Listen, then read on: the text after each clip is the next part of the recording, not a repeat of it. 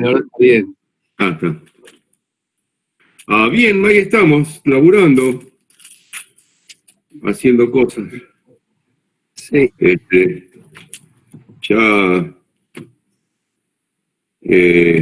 no sé cómo ponerme ya en la silla, che. Estaba por decir una grosería, que se me ha borrado algo, pero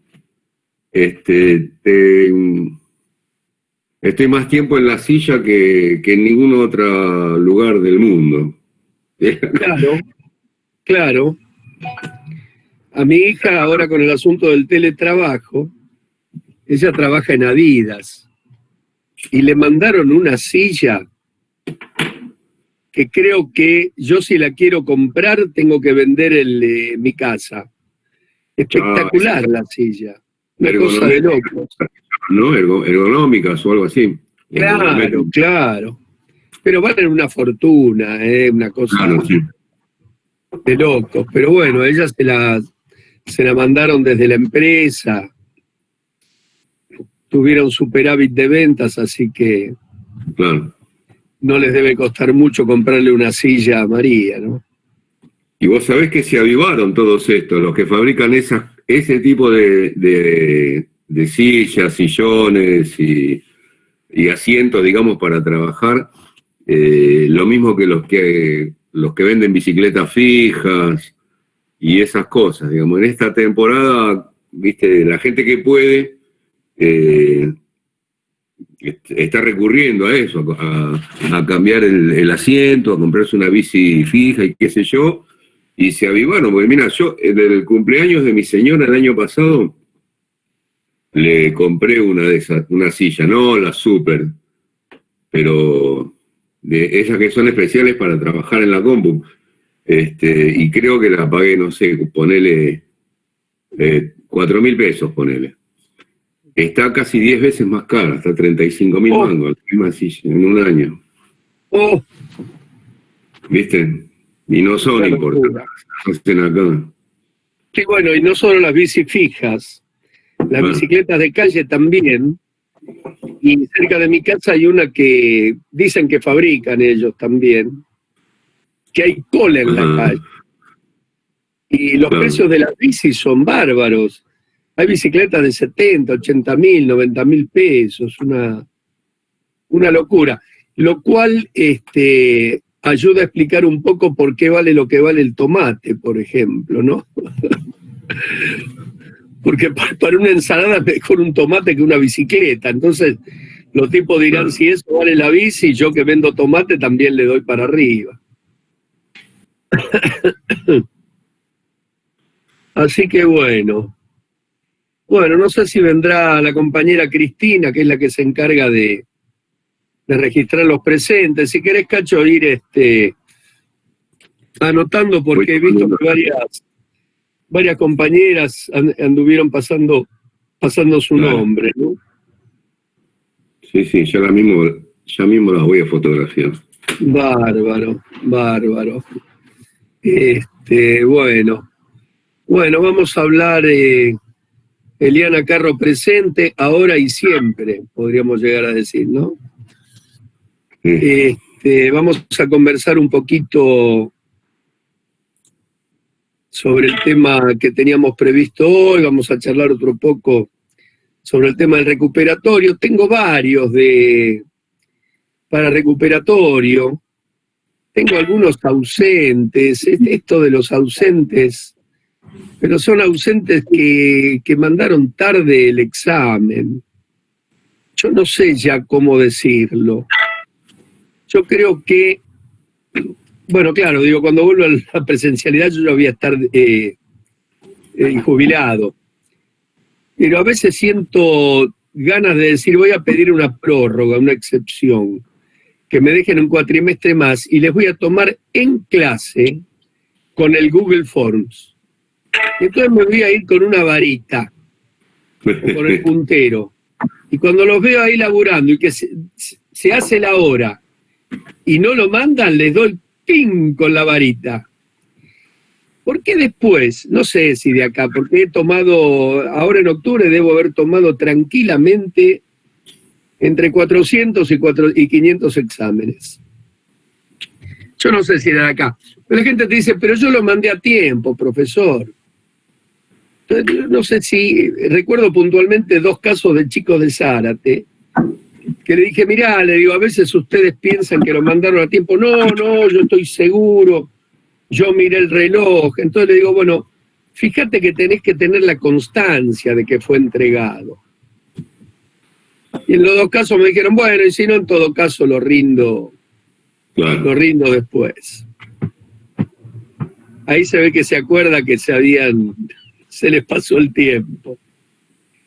Y en el primer cuatrimestre, yo les había dicho que les daba 30 minutos, pero como era la primera vez que íbamos a hacer la evaluación, di 5 más.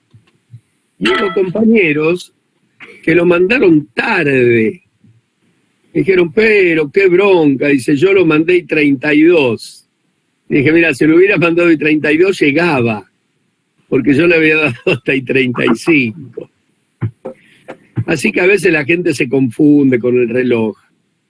Cuando la aguja grande está en un número y la aguja chica está en el otro, ustedes tienen que leer bien la hora. ¿Qué dice Cristina? ¿Cómo les va? Hola, Cris. Hoy La aguja chiquita está en el 3 y la aguja grande está en el 6, son las 3:30. Y ahí hay que mandarlo, porque algunos compañeros dicen, profesor, pero 1 minuto después, la máquina es muy boba. Para la máquina, 30 minutos y 10 segundos es lo mismo que 3 días más tarde, es fuera de término. Así que bueno, a los que no les fue bien porque no tuvieron buena nota, y aquellos a los cuales el sistema se empeñó en rechazarles el examen a pesar de haberlo mandado a horario, vamos a hacer un recuperatorio el jueves que viene. No sé cuántos son, vamos a ver si hacemos un escrito o si hacemos un oral. Yo en la semana, por supuesto, que les voy a decir. Los temas, lógicamente, van a ser exactamente los mismos. Seguramente lo voy a tomar yo, porque la semana que viene estarán Cristina y Axel a cargo de la clase, así que seguramente yo voy a tomar el examen y vamos a ver si es oral o si es escrito, ¿no es cierto? Así que, bueno, alguna consulta. Vieron que les mandé una pregunta abierta que era muy sencillita. Y después les mandé 10 preguntas de alternativas, inclusive alguna de verdadero o falso. Son preguntas realmente que se resuelven fácilmente. Las notas no fueron tan malas, ¿no? Después de todo, inclusive creo que hay algunos 8, algunas notas altas. Así que tan mal no fue. Vamos a hacer un trabajito práctico después con Cristina y aquellos compañeros que tuvieron menos de 7, pero que tuvieron una nota no inferior a 6, con el trabajito práctico y un buen segundo parcial, por ahí logran zafar la materia y promocionan. Y se dejan de joder con los finales, que ya viene diciembre, hace calor, empiezan a pensar en la sidra y el pan dulce, y tienen que estar ahí pensando en la materia y qué sé yo cuántas cosas. Así que traten de aprovechar y de aprobar. Bueno, voy a hablar hasta donde puedo, porque estoy medio dolorido con el tema este del palo que me di. De cualquier modo, el tema que vamos a ver hoy, si yo me muriese, ahora Sofía, ahora te digo, que si yo decidiese morirme, ustedes podrían aprender la materia lo mismo, porque con una lectura medianamente se aprenden, los contenidos son sencillos, pero a mí lo que me interesa siempre es contextualizarlo, digamos, buscarle la mirada política, buscarle la mirada integral, buscarle la mirada desde la perspectiva incluso cultural. Porque ahora vamos a hablar nosotros. Perdón. ¿Lo puedo interrumpir, profesor? Pero por Antes favor. antes de que siga, estuvo muy Sí. bien ayer, ¿eh? Buen final para esa charla, ¿eh? Cuando propuse lo de las herramientas de inclusión, ¿no? Lo de tratamiento y todo eso me encantó. Esa muy buena definición, muy buen cierre. Claro. Mira, Cristina me está recordando, les voy a contar un poquito, porque Algunos alumnos estaban, ¿eh? Yo estuve mirando y algunos estaban, alumnos de acá, ¿sí?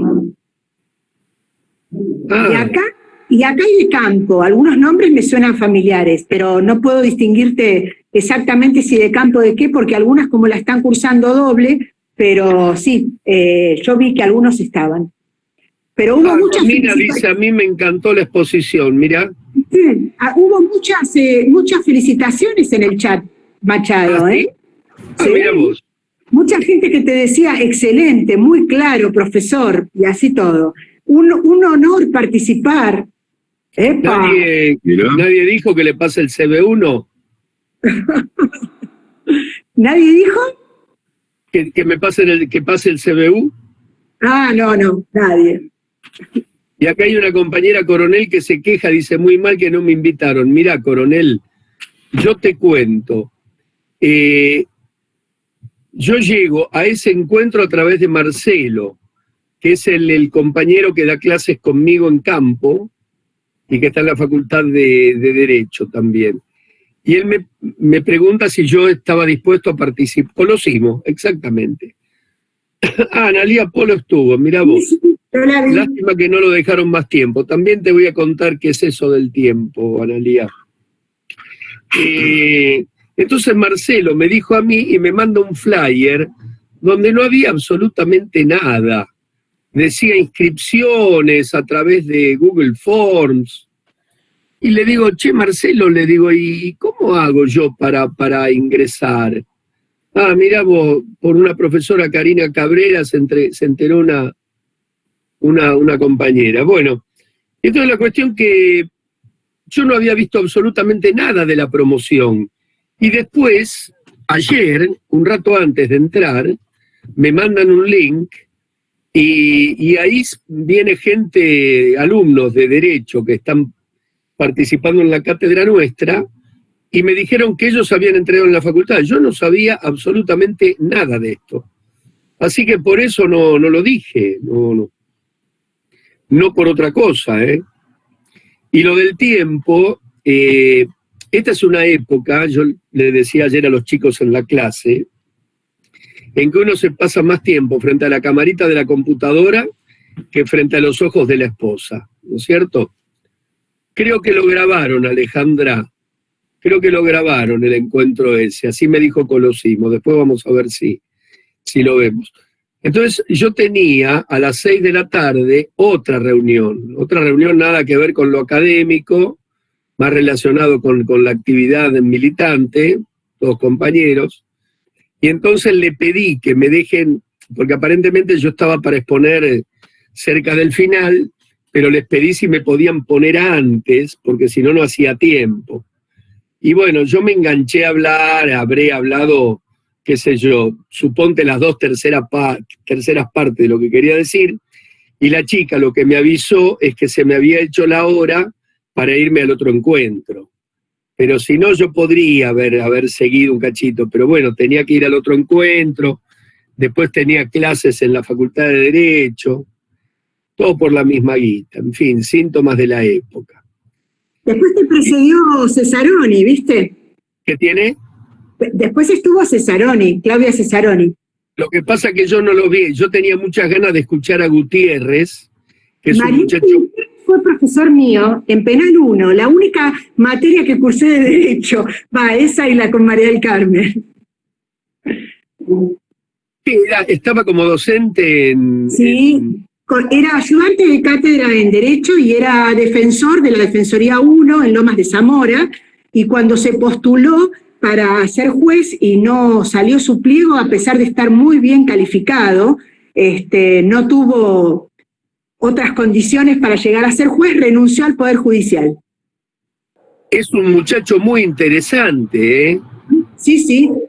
Vos sabés, Cacho, no sé si anda por ahí, 10 en su Cacho. examen, ¿eh? Yo estoy muy orgullosa porque me saqué un 10 con él, que es muy exigente.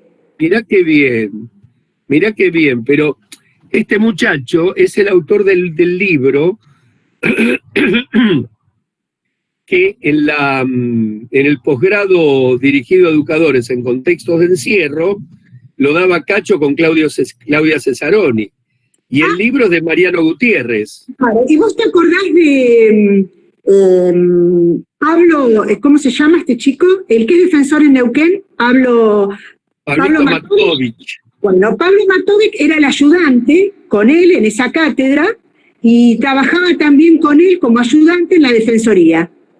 Era un lujo. Una dupla invencible.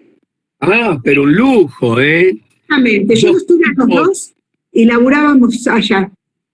No, dos tipos muy capaces, capaces. Ahora está en la escuela, como director de la escuela, de Gendarmería, si no me equivoco.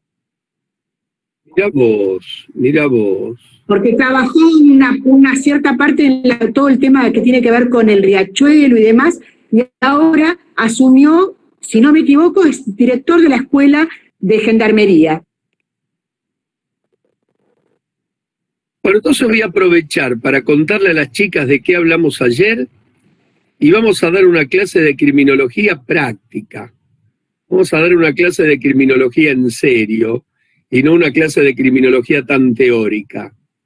Como es probable que yo no hable demasiado sobre el tema que teníamos asignado según el cronograma, el tema es concretamente la Escuela de Chicago, la primera parte de la Escuela de Chicago, y creo, según el programa, ahora lo voy a buscar el programa, no sé si teníamos previsto llegar hasta Sutherland. Vamos a hablar un poco. ¿Cómo? ¿Qué querés saber? Lo tengo acá. Lo que teníamos para la clase de hoy previsto era la Escuela de Chicago. Teorías de la criminalidad, tercera parte, criminología en América, la Escuela de Chicago y relación con las corrientes europeas. Según el cronograma, la próxima clase también es tuya, Machado, ¿eh? No, la clase próxima voy a tomar examen, así que van a venir vos y Axel. ¿Sabés por qué estaba yo? Esperá, Abigail, ahora charlamos. ¿Sabés por qué lo había puesto yo? Porque lo plantillé sobre un momento en que yo había hecho un viaje. Entonces, di clases seguidas yo, los negré a ustedes, los hice y mientras tanto yo me rascaba el higo en las costas europeas. Y entonces lo plantillé, me traicionó el inconsciente y quedó igual. Pero no, la clase que viene vengan vos y Axel y yo por ahí tomo examen. Una muchacha me pide de pasarlo para el día 29. No tengo inconvenientes, si el resto de la gente no tiene inconveniente, lo hacemos el día 29. Es que así está en el cronograma, por eso te preguntan. ¿Cómo? Así está puesto en el cronograma, el 29, el recuperatorio del primer parcial, por eso te están preguntando.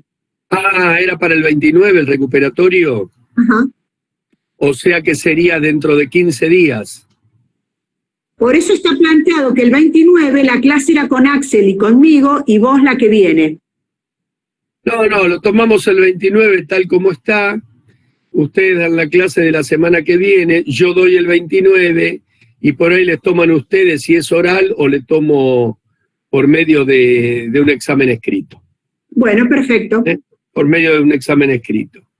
Que inclusive ahora conseguí un formulario nuevo que cuando faltan 10 segundos y no lo mandan, sale una manito y te tira del pelo. Si es mujer, si es varón, no. Te tira también, pero no del pelo.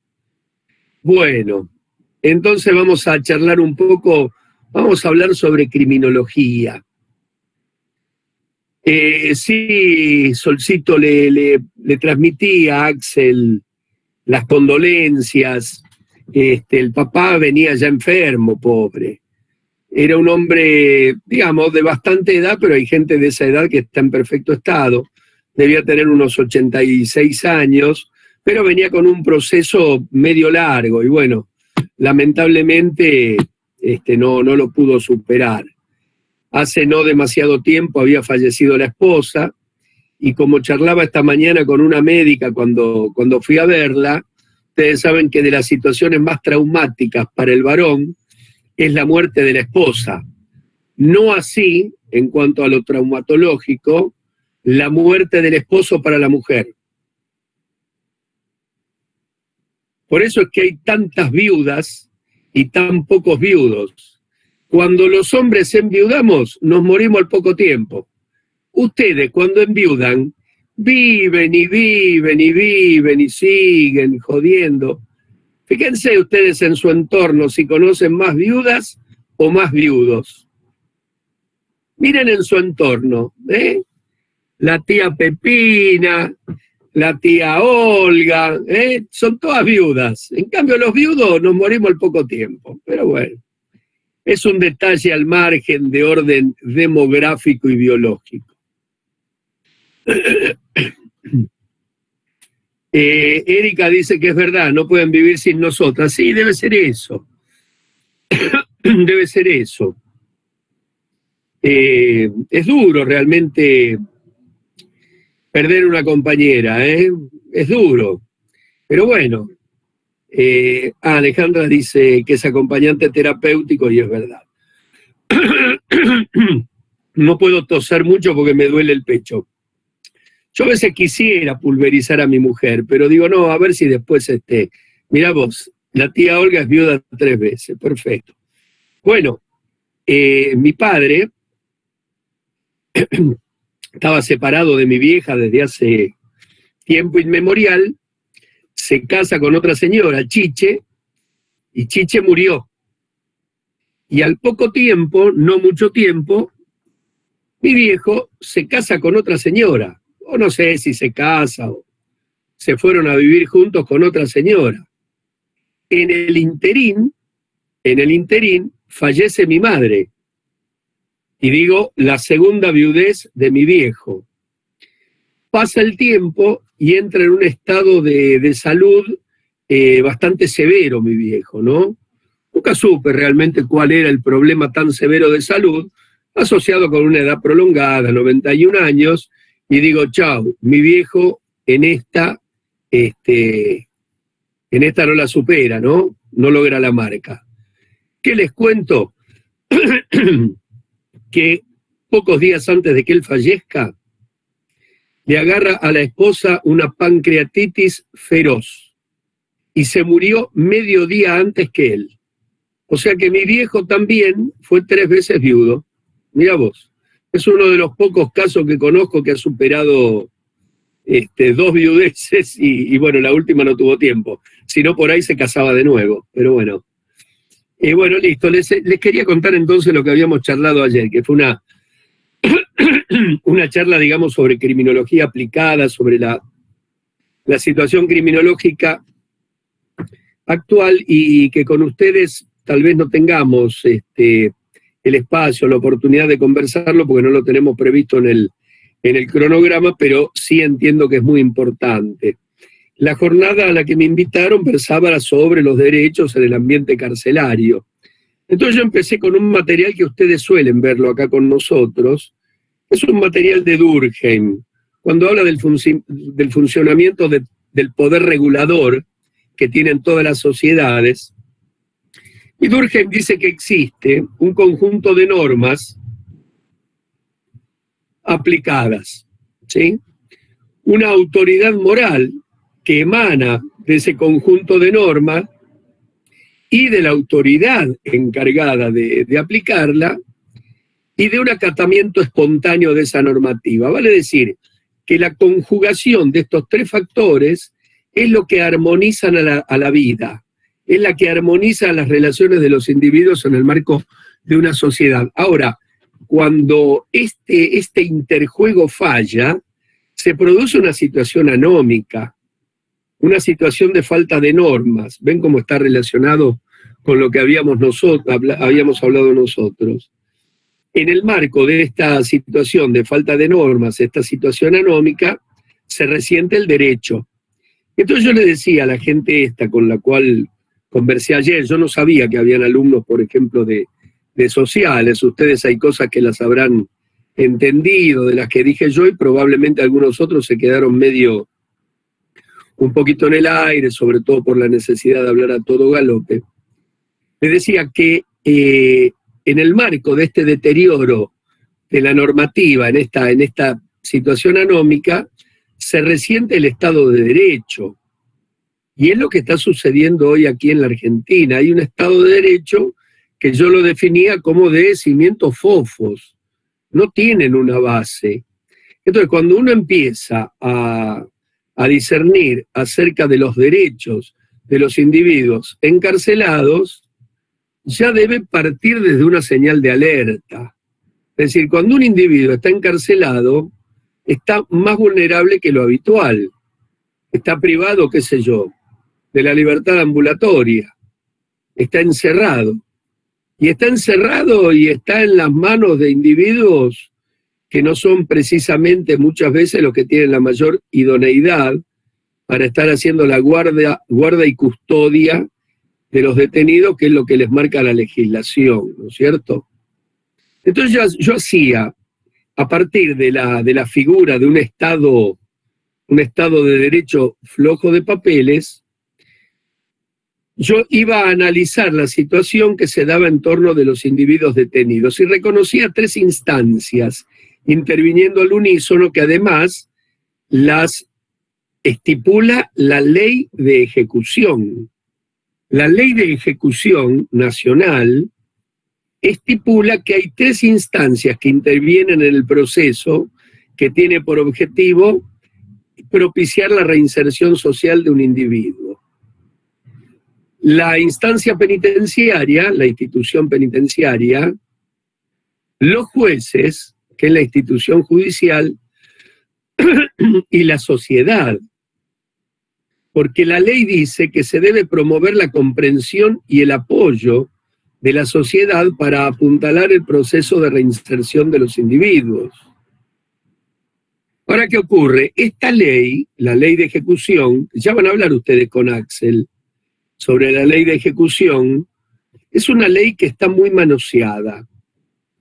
Digamos, desde su aparición hacia 1996, 1996 creo que fue. Hasta hoy ha tenido un montón de modificaciones. Yo recuerdo que la primera edición del libro que sacamos con Axel fue en el año 2004. Entre el 2004 y el 2014, vale decir 10 años, que no son tantos, hubo no menos de 6 leyes modificatorias de esa ley de ejecución. Y si ustedes me preguntan, las modificaciones siempre fueron para peor. ¿Qué quiere decir? Cada vez más rigor. En lugar de ser una ley más permisiva, más en consonancia con lo que pregona, que es propiciar, apoyar la recuperación del individuo que ha sido detenido, esta ley se ponía cada vez más riguroso. Todos ustedes recordarán, por ejemplo, el episodio que tuvo como protagonista al falso ingeniero Bloomberg, ¿sí? Cuando un grupo de personas secuestran y matan a su hijo. Lo secuestraron y lo mataron cerca de donde tengo yo una casita de fin de semana, en la localidad de Benavides, el partido de Tigre. Bueno, a partir del hecho desgraciado de ese chiquito, que pudo haber sido, era Néstor el presidente, yo calculo que debe haber sido hacia el 2003, 2004, si alguno lo busca en su celular me lo van a saber decir, más o menos. Bueno, ahí empezó toda una movida donde lo que se propiciaba era el cercenamiento de derechos a los individuos detenidos, como si el cercenamiento de los derechos de los detenidos, como si el endurecimiento de las penas por medio de prolongar el tiempo de condena, lo cual conlleva además prorrogar las fechas en las cuales los individuos pueden llegar a la libertad, Como si todo eso redundase. ¿Te puedo agregar algo? Justo Claudia Cesaroni ayer hablaba de eso, porque ella defiende a uno de los imputados de ese hecho, que era menor de edad en ese momento. Y le niegan sistemáticamente la libertad condicional, porque el caso es muy conocido. Lore Rojas me dice que en 2004 fue el caso Bloomberg. Gracias, Lore.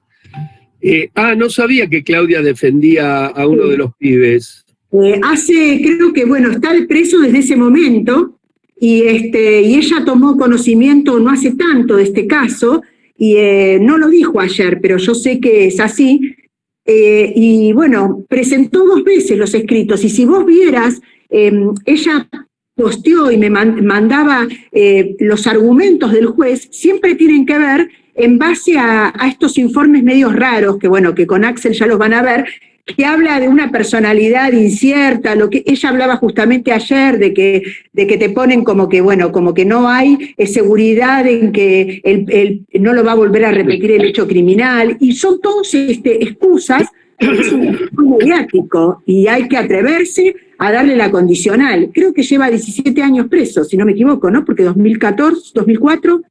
2016. Por lo menos 16, porque Claudia también defendía a un pibe que había tenido prisión perpetua por un delito cometido cuando era menor de edad. Sí, ella también lo estaba defendiendo. Sí. Ese fue un fallo muy conocido. Mendoza.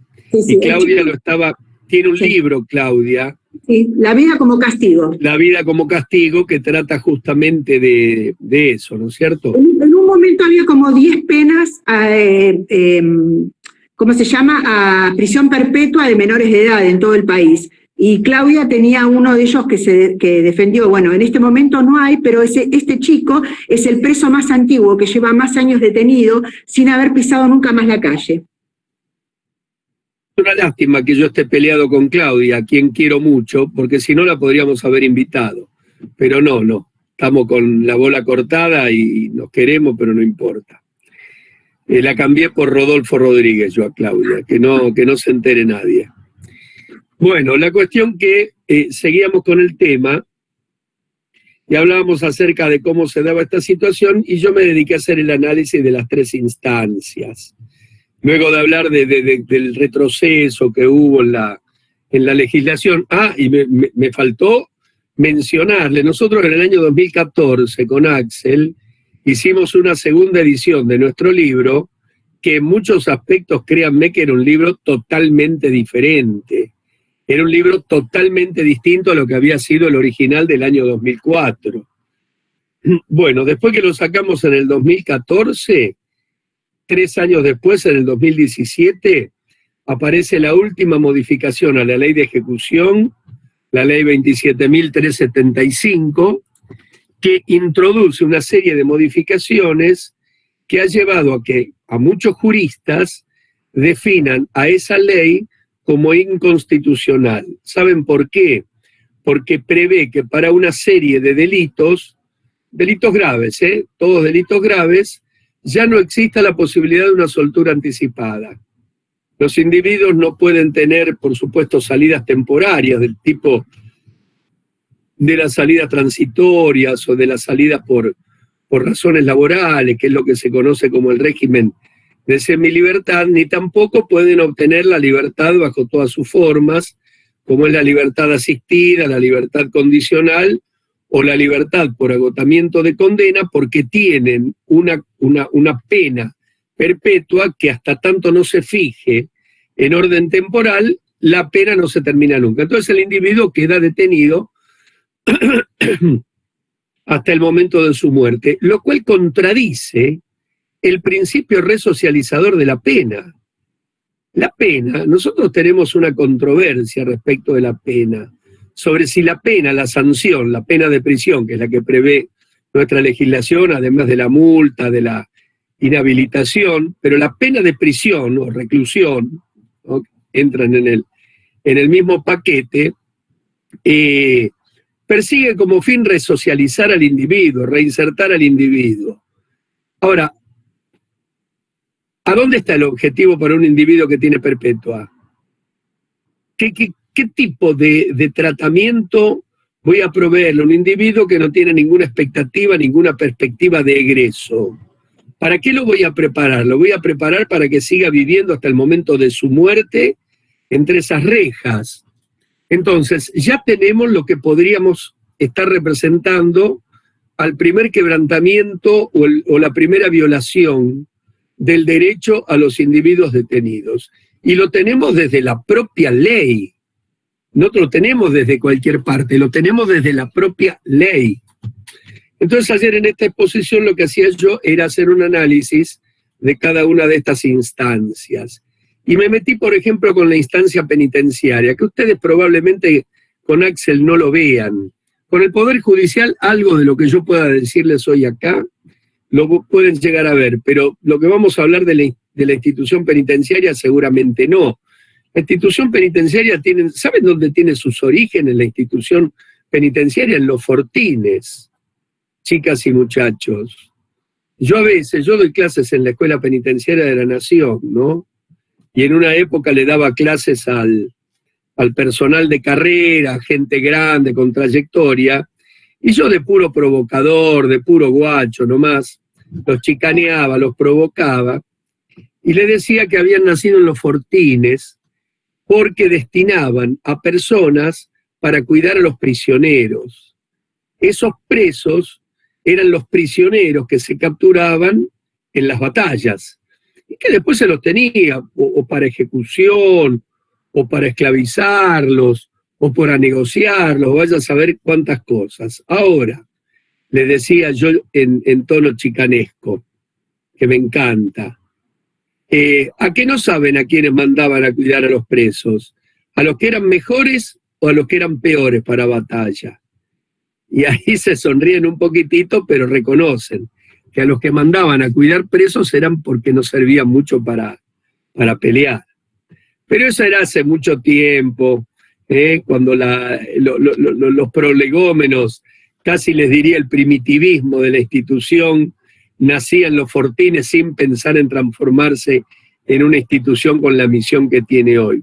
Tiempo más tarde formaron parte de lo que era la cárcel del Cabildo, pero seguían con esa misma impronta militar, a tal punto que utilizaban uniformes militares, insignias militares, y hasta los viejos rezagos, el viejo armamento, que ya muchas veces inutilizado, que ya el ejército no utilizaba, iban a parar a esa incipiente fuerza penitenciaria, que comienza a consolidarse, comienza a tomar más forma cuando se abre la penitenciaría de la ciudad de Buenos Aires. Perdón, la penitenciaría de Buenos Aires, porque era la provincia de Buenos Aires antes de la federalización, que fue en 1877, que era la que se había conocido como la cárcel de las Heras. ¿Aquí hay alguien que haya conocido la cárcel de las Heras? Además de Cacho, que tuvo... ¿Vos la conociste, Cacho, la cárcel de las Heras o no? ¿La llegaste a ver antes que la tiren abajo? No, sí, vivía en Capital, en Callao y Las Heras, la conozco. Ah, mirá vos. Bueno, claro, la mayoría de las chicas no la deben haber visto nunca. Bueno, la cuestión que esa... Lo que pasa es que la tiraron abajo a fines de los 50, a principios de la década del 60. Hasta ese entonces se podía ver la fachada del edificio, que era lo que había quedado en medio de la plaza. Claro, eso no recuerdo, la fachada del edificio de la plaza. Claro, sí. Yo nunca estuve adentro, pero conocí lo que había quedado de la penitenciaría, sí. Ah, mirá vos. De hecho, hay una... en 40 segundos te agrego una nota de color. Lo que vos quieras, Cacho. Ustedes deben saber que se utiliza un término para designar a la figura del policía, que es Cobani. ¿Están familiarizados con esa palabra, Cobani? O se dice ratio, Cobani o yuta. Bueno. Sí, Cobani es una expresión. Kobani es una expresión que proviene de aquellos tiempos, puntualmente de aquella penitenciaría, donde el personal penitenciario provenía de la inmigración española. Como decía Ricardo hace un minuto, los que cuidaban a los presos en los fortines eran los que no servían para la batalla. En aquel entonces, la inmigración española, la parte más baja, digamos, en términos culturales y económicos de la inmigración española, eran genéricamente llamados los gallegos, ¿sí? Y muchos de ellos conseguían trabajo en este ramo, digamos, se incorporaban a la penitenciaría como carceleros, ¿sí? Y traían una costumbre muy arraigada en España, que es la de usar un abanico para apantallarse cuando hace calor. El abanico, que nosotros lo pensamos más como un elemento propio de la mujer, ¿sí? En España era un artículo de uso de mujeres y de hombres para abanicarse, para apantallarse por el calor. Y aquellos penitenciarios, aquellos guardiacárceles, solían estar sentados en una silla del lado de afuera de los pabellones, de la reja del pabellón, abanicándose. Y entonces los presos, que hablaban en ese lunfardo, que solía y suele todavía dar vuelta a las palabras al revés, para que el otro no entienda lo que yo estoy diciendo, se referían al gallego, al carcelero, como el del coabani. Coabani era la palabra original, que era abanico alberre, al revés. Coabani fue constituyéndose en sinónimo de carcelero y por extensión de policía. Y con el tiempo se constituyó en el término kobani, que es el que se utiliza hasta el día de hoy. Una notita de color nomás. Interesante, representativo y además, Cacho, excede lo que es el color, porque vos hablaste del uso del lunfardo, el berre forma parte del lunfardo,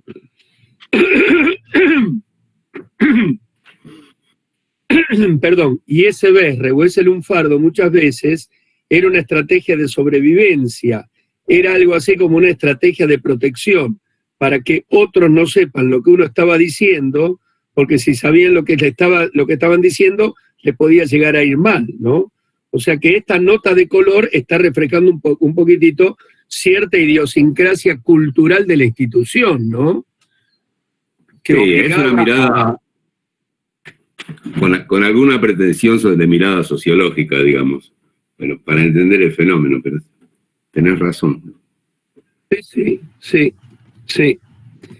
Bueno, la sociología da para todo. Yo estuve casado una vez con una chica que me decía que yo había estudiado sociología para ganarle las discusiones. La sociología puede llegar a explicar, por ejemplo, a afirmar tranquilamente que la Tierra es plana. La sociología puede llegar a argumentártelo y por ahí a uno lo hace dudar también, pero bueno. Bueno, la cuestión que yo empecé a hacer algo así como un diagnóstico de situación de la institución penitenciaria que venía con este tipo de historia que a lo largo del tiempo iba variando, se iba perfeccionando, se iba profesionalizando. Y en el año 1907, ¿recuerdan cuando yo les hablaba a ustedes de la escuela biologicista positivista, la escuela italiana? Bueno, un italiano argentino o argentino-italiano como José Ingenieros se forma ahí a fines del siglo XIX y trae las ideas a América, trae las ideas a la Argentina. Y es allí donde se va a fundar el Instituto de Criminología. Esperen que está entrando mi mujer y ladra la perra, así que voy a cerrar. La perra es la perra mía, no se confundan. Así que voy a cerrar la puerta y vengo. ¿Cerrás vos? Dale. Bueno, la tengo cagando. Escuchó que me levantaba para cerrar la puerta y me dijo, no, señor, me trata de usted, ¿viste? Cuando hay gente. Deje que cierro yo, me dijo. Bueno, la cuestión que por dónde había quedado cuando me confundió la perra, les decía cómo de a poco se iba profesionalizando y hacia el año 1933 se sanciona una ley que organiza formalmente a lo que era la Dirección de Institutos Penales. Ya sé dónde me había quedado. Me había quedado en José Ingenieros. Cuando José Ingenieros trae las nuevas ideas, funda el Instituto de Criminología y reviste de cierto profesionalismo a la actividad penitenciaria, a la actividad carcelaria.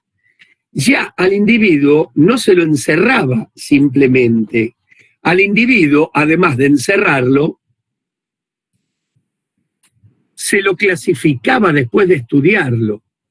Y hasta se llegaba a intentar elaborar un diagnóstico acerca de cuáles eran las razones que habían impulsado a la comisión del delito y hasta un pronóstico. Esta era una estrategia que tenía un basamento técnico en la medicina. La medicina diagnostica y la medicina pronostica qué es lo que va a suceder e intenta aplicar un tratamiento. Estos tres conceptos, diagnóstico, pronóstico, tratamiento, se incorporan en aquel momento del penitenciarismo y le van a dar base a lo que tiempo después fueron los tratamientos carcelarios. Esos tratamientos carcelarios se van a concretar mucho tiempo más tarde.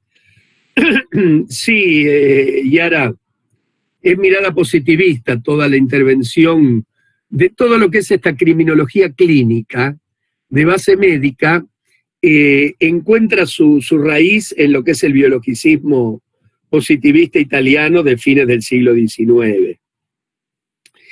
Ahora, ¿cuándo encuentra concreción el concepto del tratamiento? Mucho tiempo después, 1958, gobierno del doctor Pedro Eugenio Aramburu. Una dictadura que habían derrocado a Perón en 1955. Como toda dictadura, los plazos se le vencen y le tienen que dar paso a los regímenes democráticos. Antes de que llegue el gobierno de Arturo Frondizi, el gobierno de Pedro Eugenio Aramburu, muerto en Timote por los montoneros un 1 de junio de 1969, o 1970,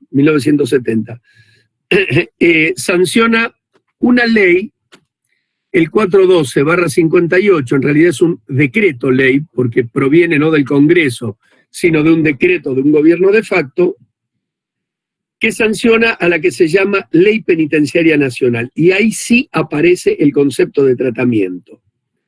En este diagnóstico que hago yo de la institución, empiezan a hacer un interjuego dos cuestiones.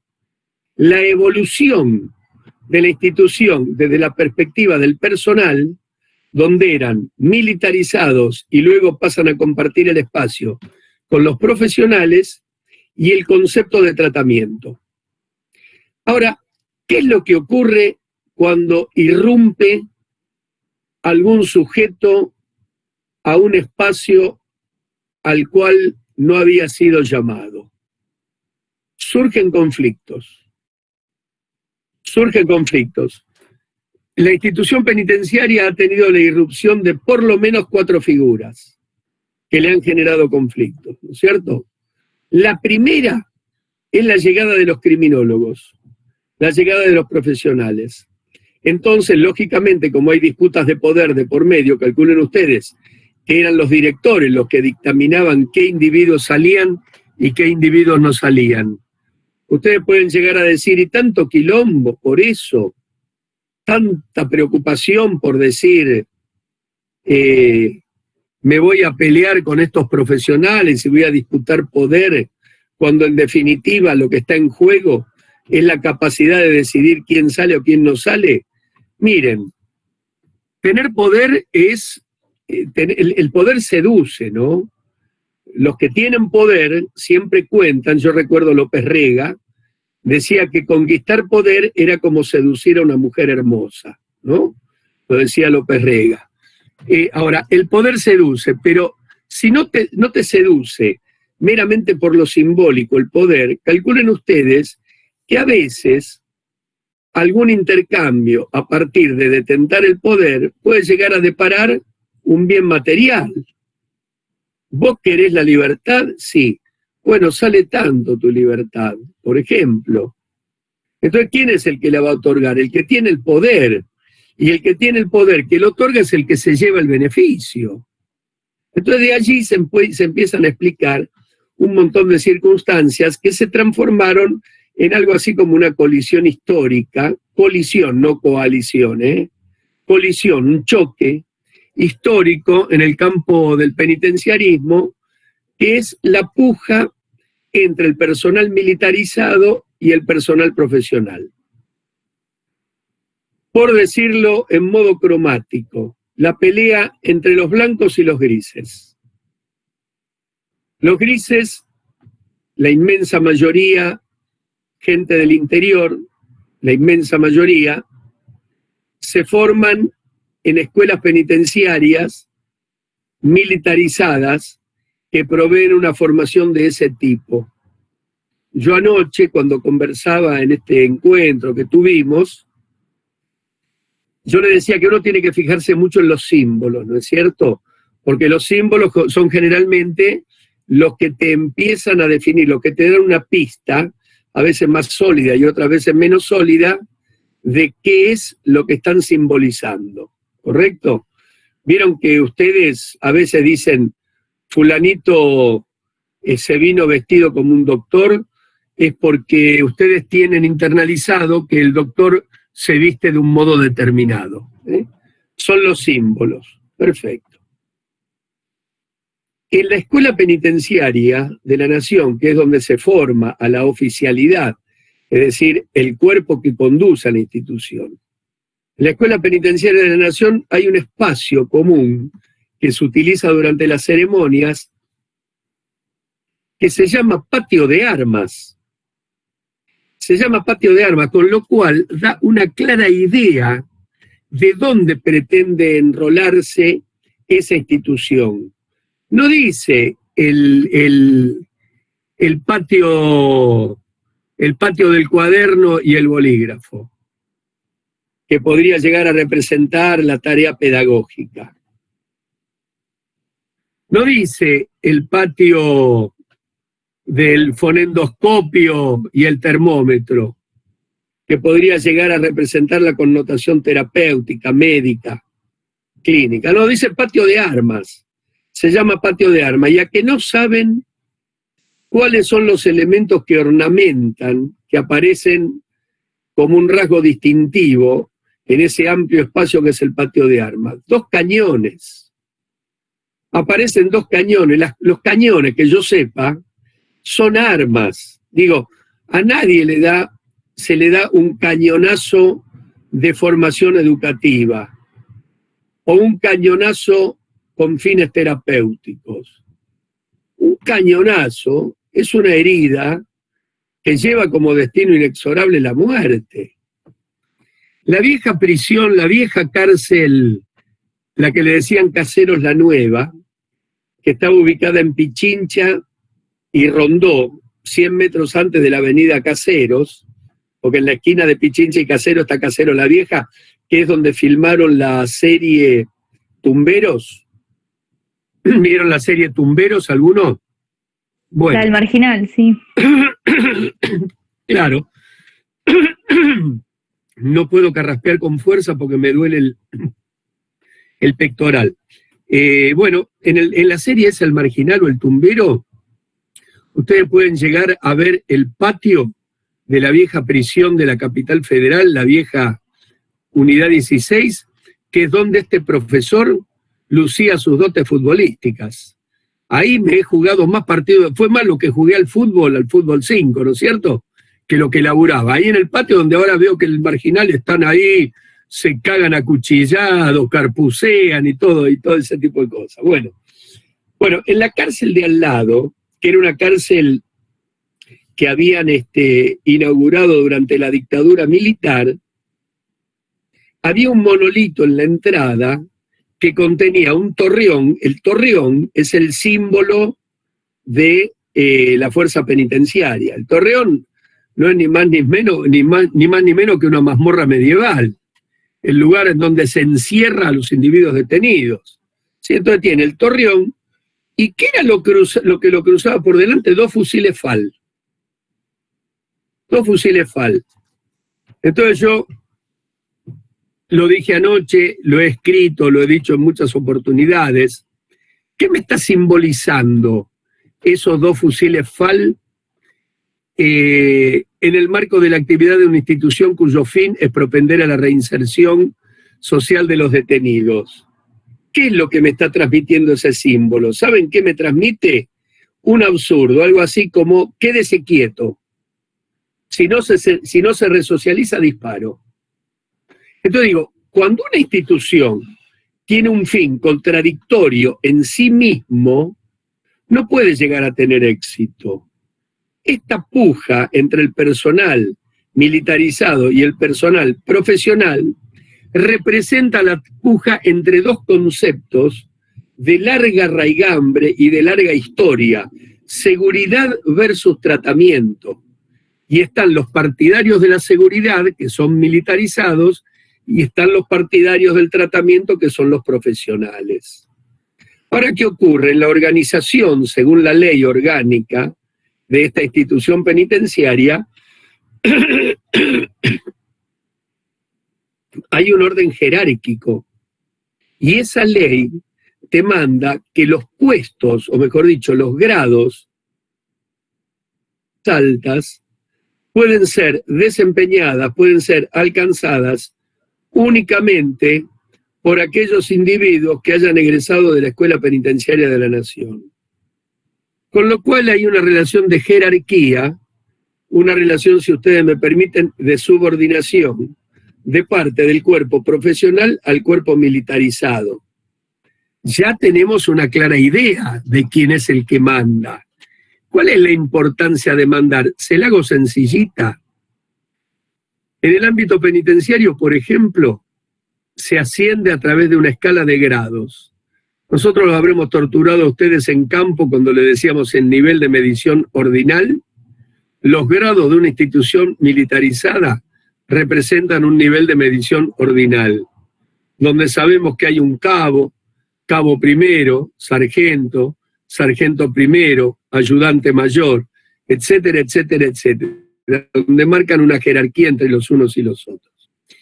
Cuanto más grado tiene, más gana. Cuanto más grado tiene, se supone que hay más responsabilidades, pero se hacen más laxas las tareas. Ya se empieza a pasar de la intervención, de poner el cuerpo, a dar las órdenes, ¿correcto? Todo esto depende de la voluntad de los individuos que ejercen la conducción en la institución. Vale decir que quien detenta la mayor jerarquía y conduce, dice quién va a tener la función, quién va a tener más grado, quién va a tener las funciones más importantes y quién va a ganar más guita. Y además de eso, son los que te dicen se te conceden las licencias o no se te conceden las licencias. O hay rechifle, te quedás y te perdés el franco. ¿Sí? Ordena, distingue y jerarquiza. Ahí está, nos torturó pero nos queda, dice una compañera. Perfecto, distingue y jerarquiza. Vale decir que ya tenemos un primer diagnóstico. En el ámbito institucional, los que van ganando son los que detentan el poder, que es el cuerpo militarizado. Ahora, ¿cuál es la herramienta con la cual se cuenta para lograr el objetivo que marca la ley, el tratamiento? El tratamiento es un conjunto de medidas del cual... ¿Sí? ¿Cuál es la jerarquización dentro del Poder Judicial? Somos oficial mayor, oficial primero, esos son nuestros cargos. Claro. De la misma forma que el servicio penitenciario. Es impresionante, ¿eh? Miren, las distinciones jerárquicas se dan lamentablemente en todos los órdenes, a veces formalmente y a veces informalmente. En el mundo del detenido también existe una jerarquía, y a quienes detentan la máxima jerarquía se los identifica con un vocablo que es el mismo que se utiliza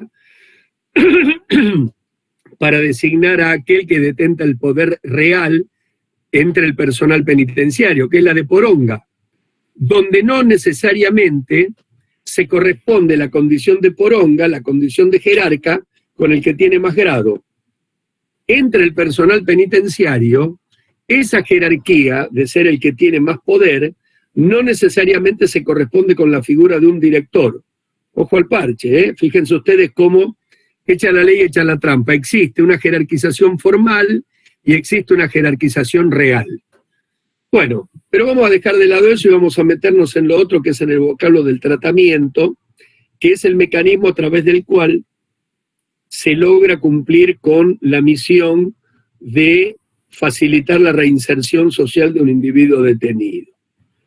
Es el tratamiento, es el programa de tratamiento compuesto por las 4 medidas que ya me habrán escuchado varias veces, que es la educación, el trabajo, la asistencia en el plano de la salud psicofísica y la asistencia en el plano social, ¿no?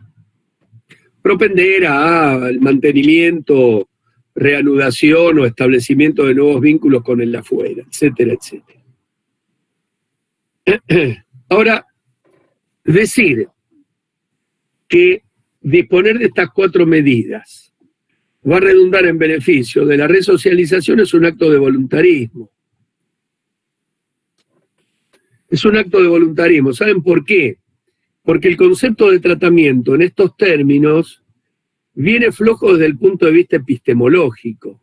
¿Cuál es el fundamento? ¿Cuál es la base racional que me dice a mí que a un individuo que se le proveen adecuadamente estas 4 medidas no va a delinquir, cuando yo recuerdo que individuos que tenían buen nivel de estudios, trabajo incluso con buena remuneración, familia consolidada, incluso muchos de ellos de comunión dominical, y además tenían una nueva obra social que lo atendía desde las hemorroides hasta las angustias, se cargaron a 30.000 personas.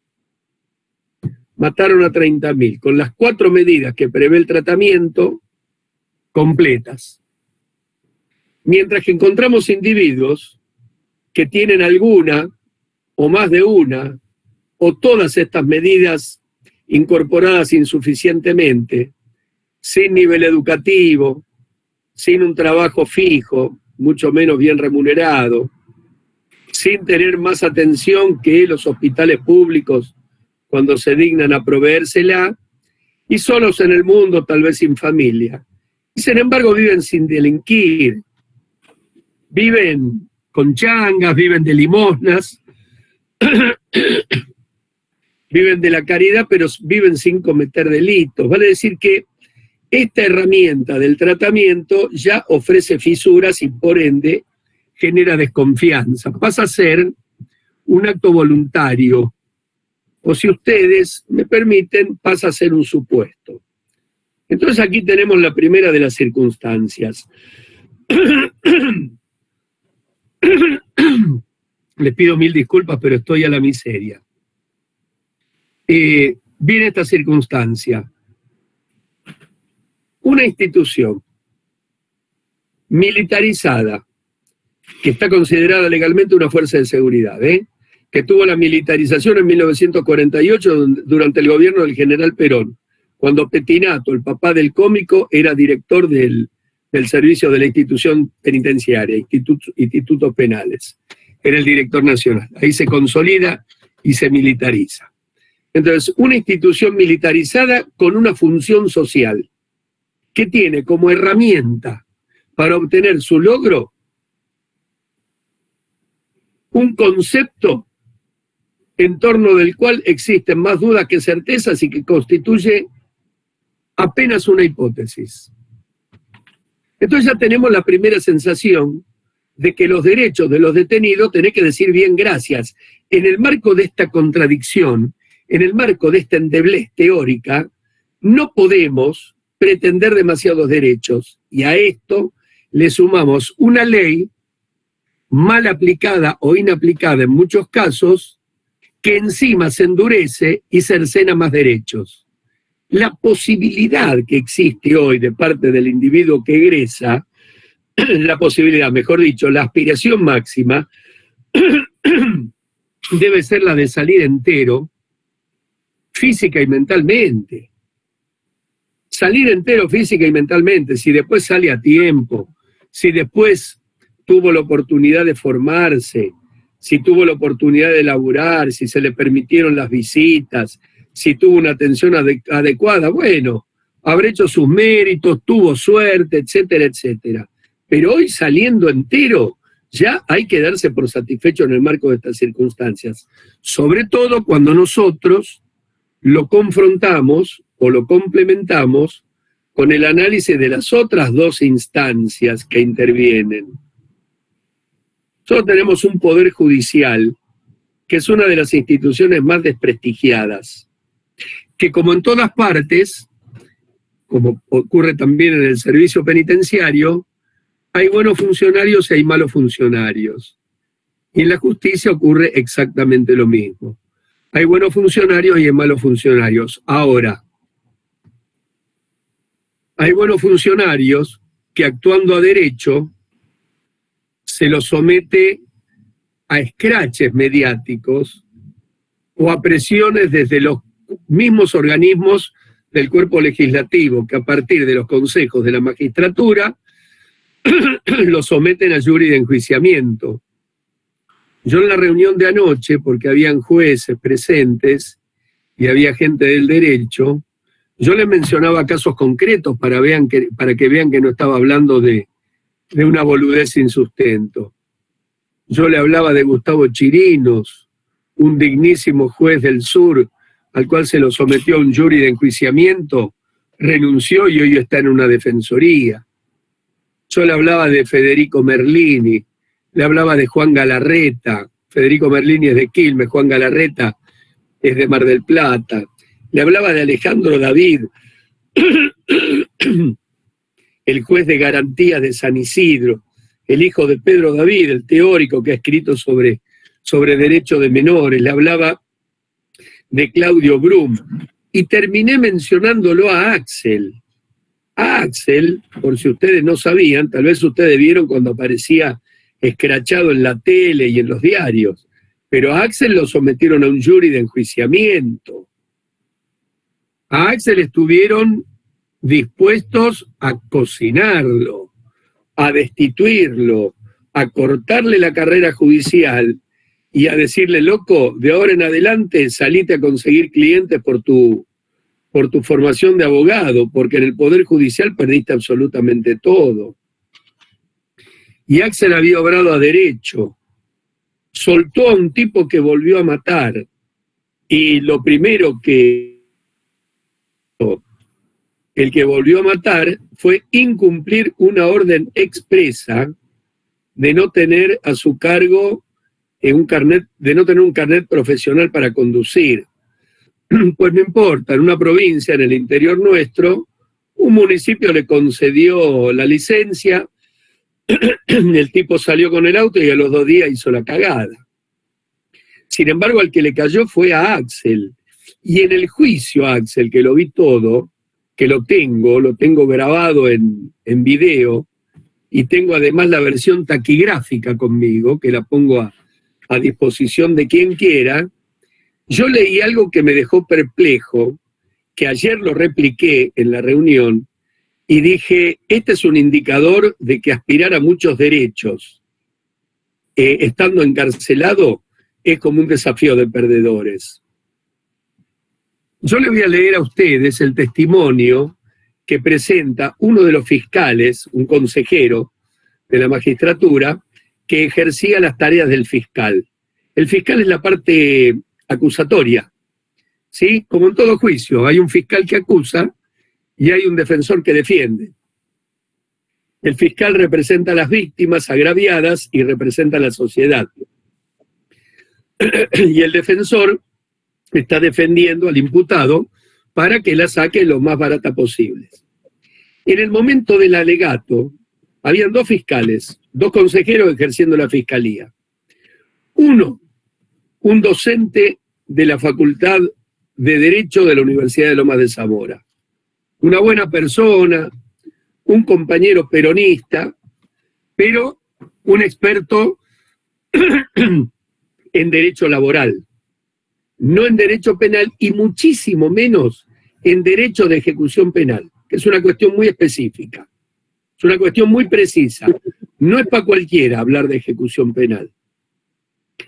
El otro es un individuo militante de un partido político que no es el Frente de Todos, que con el tiempo llegó a la gobernación de una provincia de nuestro interior, todavía hoy es gobernador, y fue el que tuvo a su cargo la segunda parte del alegato de la Fiscalía, donde pronunció unas frases de no más de 5 renglones, que cada vez que la leo me vuelve la perplejidad que nunca perdí desde aquel día del año 15. La frase realmente es para alquilar balcones. Entonces yo ahora, que en una época había estudiado locución, les voy a decir, vamos a la pausa y luego les leo lo que dijo el fiscal en su alegato. Así que si me aguantan me voy a buscar un vasito de agua, así puedo aclarar la garganta y les leo.